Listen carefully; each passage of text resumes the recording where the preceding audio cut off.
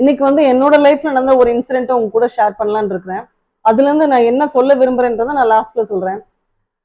நான் வந்து 9th படிக்கிறப்ப I was only 13 years old. அப்போ 9th பிகினிங்ல இருந்தே என்னோட பேரண்ட்ஸ் வந்து ஹாஃப் சாரி தான் போட்டு போகணும் அப்படின்னு சொல்லிட்டாங்க. அப்பெல்லாம் பெனஃபோர் போடுற ஆப்ஷன் கிடையாது. அது லேட்டரா தான் இன்ட்ரடியூஸ் பண்ணாங்க.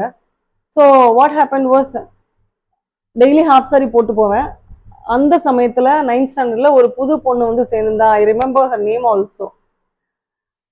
அவன் வந்து ஹாஃப் சாரி கட்டிட்டு வருவா, ரொம்ப நீட்டா கட்டிட்டு வருவா. ஆனா எப்படி கட்டிட்டு வருவா அப்படின்னு சொன்னா, அந்த ப்ளீட் இல்லையா, it's not fleet, it's pleat, P L E A T. அந்த ப்ளீட் வந்து இட் வாஸ் ஹார்ட்லி 2 inches, 2 inchக்கும் கம்மியா தான் இருக்கும். அவ்வளவு குட்டியா ப்ளீட் எடுத்திருப்பா. சின்னதா அந்த இவ்வளோண்டு அந்த ஓரத்துல இப்படி வச்சுட்டு நிறைய ப்ளீட்ஸ் எடுத்திருப்பா. இங்க ஒரு பின்னு, இந்த மிடில்ல ஒரு பின்னு, அப்புறம் பேக்ல ஒரு பின்னு, 3 பின் பண்ணிருப்பா. அவளை பார்த்தா அந்த ஹாஃப் சாரி கட்டுற கேர்ள்ஸ் எல்லாருக்கும் ஒரு அட்ராக்ஷன். எப்படி இப்படி பண்றா, இவளுக்கு எப்படி இப்படி பண்ண தெரியுது. நாங்கெல்லாம் அப்ப ரொம்ப விவரம் இல்லாத சின்ன பிள்ளைங்க தான்.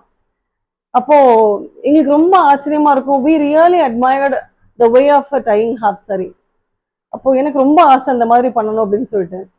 ஸோ அவள்கிட்ட போய் மெத்தட்லாம் கேட்டுட்டு போய் ஒரு நாள் ஈவினிங் ஃபுல்லாக ப்ராக்டிஸ் பண்ணி நான் மறுநாள் அந்த ஹாஃப் சாரி கட்டிட்டு போயிருந்தேன். அதே மாதிரி தின்னா ப்ளீட் எடுத்து இங்கே அங்கே எல்லாம் பின் பண்ணி கட்டிட்டு போயிருந்தேன்.